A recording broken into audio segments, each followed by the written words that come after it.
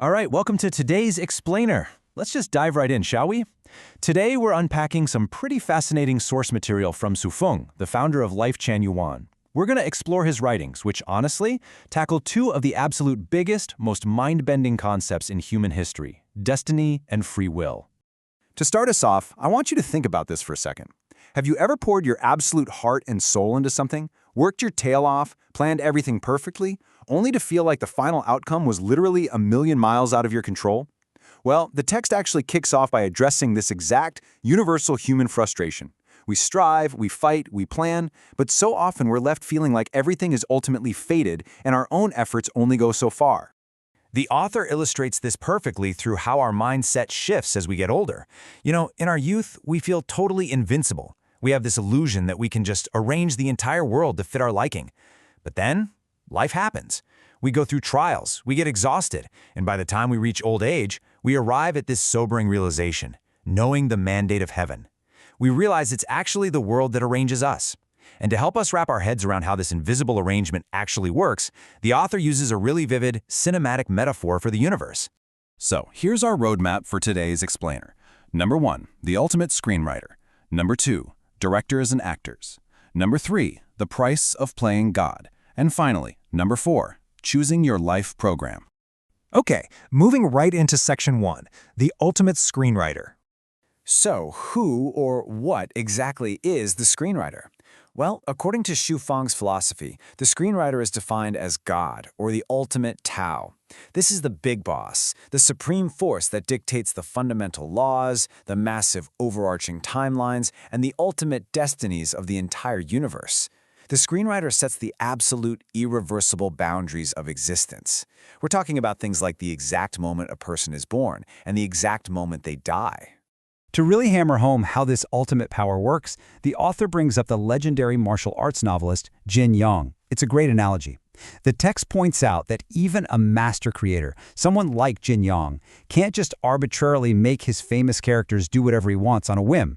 Once a character's core nature and the story's logic are set in stone, even the creator has to respect those boundaries. If he doesn't, the whole plot just collapses. In that exact same way, the ultimate screenwriter of the universe has to follow reasonable laws and logic. So, if that's the big picture, how does the day-to-day action actually play out?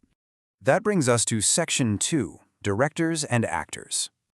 Operating strictly under the screenwriter's massive framework, we have the directors. Now, the text defines directors as major historical, religious, or political figures. Basically, these are the leaders who guide the script on the ground level and instruct humanity. And they absolutely have power. They can make adjustments, even major ones, to how the story unfolds. But, and this is crucial, they cannot change those fundamental, ultimate destinies that were already established by the screenwriter. And that, unfortunately for us, brings us to the actors.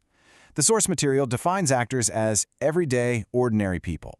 The text actually uses a pretty stark term here, describing the masses as living puppets. So, the main takeaway is that in this highly deterministic view of the world, an actor's fundamental destiny is entirely fixed, period. As an actor, you must perform according to the director's demands. You don't get to master your own ultimate fate, and you definitely can't decide to live even a few hours longer than your allotted time. Let's look at who exactly these directors are, because the author provides some pretty sweeping, diverse examples. On the religious and philosophical side, we have figures like Jesus, Buddha, Muhammad, Li Hongzhi, and Hundun Yuanchu. Then, on the political and historical side, we have Churchill, Roosevelt, Mao, Hitler, Stalin, Chiang Kai-shek, and Tojo. Now, impartially speaking, what's really striking here is how the source material groups revered religious founders and highly controversial wartime figures into the exact same functional category. Regardless of their morality, the text views them all as simply directors executing scripts. It's a strictly organized hierarchy. But what happens when an actor decides they've had enough and pushes back against the script? Let's get into section 3, the price of playing God. The text warns heavily against what it views as the ultimate hubris. It argues that an actor trying to become the screenwriter, which is basically an ordinary person trying to become God, is a massive, dangerous disturbance of the program. The author takes a really firm stance against a lot of modern teachings. You know the ones, the self-help mantras that tell people you are your own God, or that you can manifest and completely dictate your own ultimate destiny. The text views this not as self-empowerment, but as a severe, destructive subversion of the natural order. To really emphasize how dangerous this is, the author uses a theological analogy. An angel is defined simply as someone who follows the established program and just accepts their role. Satan, on the other hand, was an archangel who actually tried to usurp the screenwriter's role and become God himself. And the result? He transformed into a demon. The text argues that any human attempting to seize control of their ultimate destiny is essentially acting as an accomplice of the devil. It's intense. If we're all just actors, and trying to write our own script makes us a literal disturbance to the universe, do we even have any choice at all? Which leads perfectly into our final section, Section 4, Choosing Your Life Program. Believe it or not, here is where free will actually enters the picture. The author introduces this idea that all aspects of life are basically just software programs. Our only true freedom is choosing which script and which director we surrender to. For example, you could choose the family program, where you willingly play the role of a parent or a child. You could choose the nation program, bearing its burdens but also enjoying its benefits. You could choose a religion or a party, agreeing to follow its specific rules. Or you could try to avoid them all entirely, but then you enter what the text calls the wandering ghost program. Basically, there's no opting out. You have to run a program. The text then outlines the specific program offered by the author himself, Han Dung-Yong Chu, the founder of Life Shenyuan. If you choose to follow his director's script, the stated goals of this particular program are pretty grand: achieving immortality, ascending to what are called the 1,000-year or 10,000-year worlds, and enjoying an eternal heaven characterized by absolute joy, freedom, and happiness. That's the ultimate desired outcome for the actors who voluntarily choose to run this specific path. But regardless of the overarching program you decide to choose, how should you actually behave day to day as an actor?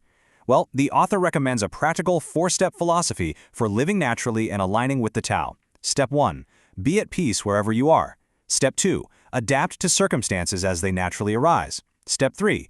Act according to your true nature, because that's what connects you to heaven's mandate. And finally, Step 4. Act according to the opportunity presented to you. Following these steps basically ensures you flow smoothly with the script instead of constantly fighting against it. And that brings us to the end of our explainer today. We are all on the stage, and the text firmly argues that we absolutely must be actors in someone's script. So I want to leave you with this final provocative question to chew on.